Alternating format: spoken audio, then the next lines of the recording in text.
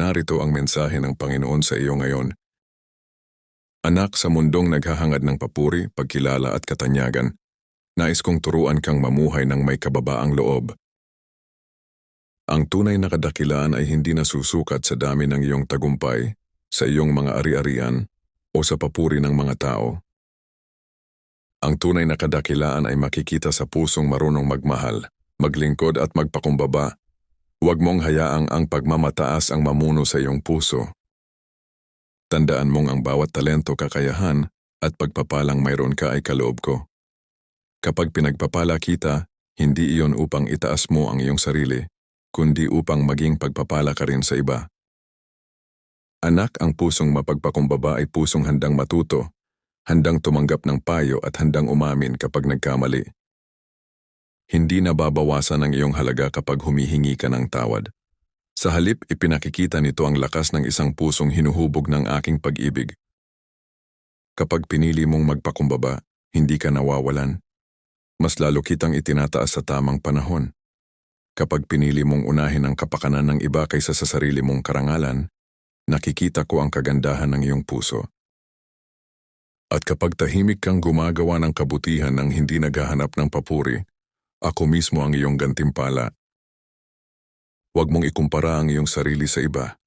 Hindi mo kailangang patunayan ang iyong halaga sa sinuman, sapagkat kilala na kita at mahal kita. Ang pagkilala ng tao ay panandalian, ngunit ang aking pagsang-ayon ay walang hanggan.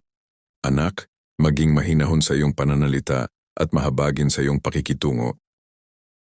Piliin mong magbigay ng kapayapaan sa halip na makipagtalo. Piliin mong magpatawad sa halip na maghiganti. Ang pusong mapagpakumbaba ay nagiging daan upang ang aking pag-ibig ay makita ng iba. Kapag dumating ang tagumpay sa iyong buhay, huwag mong kalimutang magpasalamat. At kapag dumating ang pagsubok, huwag kang mawala ng pananampalataya.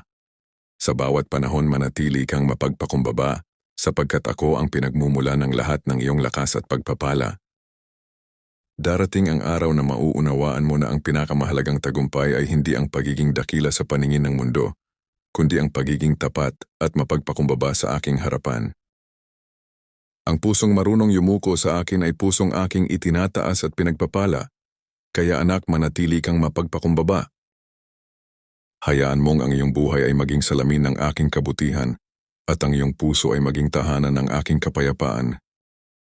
Sapagkat ang mga pusong mapagkumbaba ang aking ginagabayan, pinalalakas at pinupuno ng aking biyaya. Mahal na mahal kita. Patuloy kang lumakad ng may kababaang loob at makikita mo kung paano ko kikilos sa iyong buhay sa mga paraang higit pa sa iyong inaasahan. Magpakumbaba kayo sa harapan ng Panginoon at itataas niya kayo. Santiago 4:10. Type Amen. Follow, like, comment, share.